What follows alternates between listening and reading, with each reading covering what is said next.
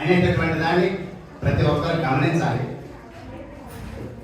ఇది తెలియకుండా ఉపదేశాలు ఇచ్చినా, ఉపదేశం తీసుకున్నా, కాశీ పోయినా, గంగలో మునిగినా పుణ్యం వస్తుంది కానీ ముక్తి రాదు. ముక్తి రావాలంటే ఇందాక గురువు గారు చెప్పారు, జ్ఞానేత్రం కావాలా అని. ఈ సర్వశిక్షులతో ముక్తి రాదు, అంతర్జ్ఞానం కావాలి. క్షేత్రజ్ఞ విభాగ యోగం, అంతర్జ్ఞానం. దాన్ని పరిశీలించితే తప్ప ఇప్పుడు అలా కాకుండా ఈ పైన ఏమి చేసినా, ఇదిగో గీతలో స్వామివారు చెప్పారు, ఆశ్చర్యవత్పశ్యతి ఖచ్చితేనం ఆశ్చర్యవద్దతి తదైవ చాన్యః ఆశ్చర్యవచ్చన మన్యం శృణోతి కృత్వా పేన వేద నచైవ ఖచ్చితో అన్నారు. అనగా ఈ పెద్దలు చెబుతున్నా ఆశ్చర్యకరంగా కొంతమంది వింటా ఉన్నారట, కొంతమంది చూస్తా ఉన్నారట, కొంతమంది చెబుతా ఉన్నారట. ఈ చెప్పిన వాళ్ళు కానీ, చూసిన వాళ్ళు కానీ, విన్నవాళ్ళు కానీ సరిగా అర్థం చేసుకోవట్లేదట. అందులో అర్థం చేసుకున్నటువంటి వాళ్ళు ఎవరైతే ఉంటారో వాళ్ళు ఆచరణలో పెడితే, ఆచరణలో పెట్టినటువంటి వాళ్ళు కూడా పెట్టురైతున్నారు. అట్టి వాళ్ళు మాత్రమే మరి దీన్ని సాధించగలుగుతున్నారని చెప్పి శాస్త్రం చెప్తా ఉంది. అది ఎవరికి వారు ప్రశ్న వేసుకోవాలి. ఎవరిని లోకాన్ని అంటాం కాదు, నాకు నేను ప్రశ్న వేసుకోవాలి. నాకు నేను ప్రశ్న వేసుకోవాలి. ప్రశ్న వేసుకోవాలంటే మన ముందు విషయం అర్థమైందాగా. దానికి కదా ఆయన అడిగింది. ఎవరు? అర్జునుడు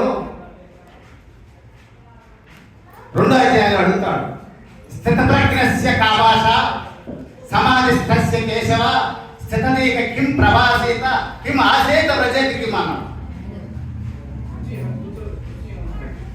దీని కనుక మనం పరిశీలన చేసినట్లయితే స్థితప్రజ్ఞస్య కా భాష అనగా స్థితప్రజ్ఞుడు అంటే పరమాత్మ ప్రాప్తి పొందినవాడు. కా భాష అంటే అది అతని యొక్క లక్షణం అన్నమాట. మన తెలుగులో భాష అంటే మాట్లాడుకోవటం, సంస్కృతంలో కా భాష అంటే తన లక్షణం. లక్షణం అంటే ఉప్పు, కర్పూరము, పట్టి బెల్లం, పట్టిరాయి, పంచదార అన్ని చూడటానికి ఒకే రీతిగా ఉంటాయి, కానీ వాటి లక్షణాలు వేరు. అలాగనే మరి నా లక్షణం ఎలా ఉన్నది? కా భాష, చిత్రకృష్ణ కా భాష.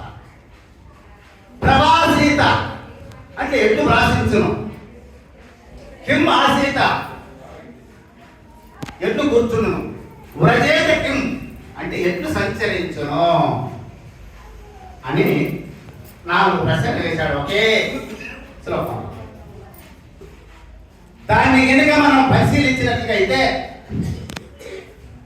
మన చుట్టాల్లో కానీ, మన బంధువుల్లో కానీ, మన స్నేహితుల్లో కానీ ఎవరైనా ఒక ఉన్నత స్థానానికి ఎదిగారంటే, వారి పరమాత్మ అనుగ్రహం కలిగిందంటే మరి వారిలో ఉన్న లక్షణాలు ఏమిటి? మన తోటి వారు కానీ, మన పక్కవారు కానీ, మనకు తెలిసిన వారు కానీ దిగజారిపోయారంటే వారిలో ఉన్న లక్షణాలు ఏంటి? చదువు రావాల్సిన అవసరం లేదు, వస్తే చదివితే ఇంకా మంచిదే. మరి నాలో ఉన్న లక్షణాలు ఏమిటి అని విచారించుకున్నట్లయితే జ్ఞానం లేదు.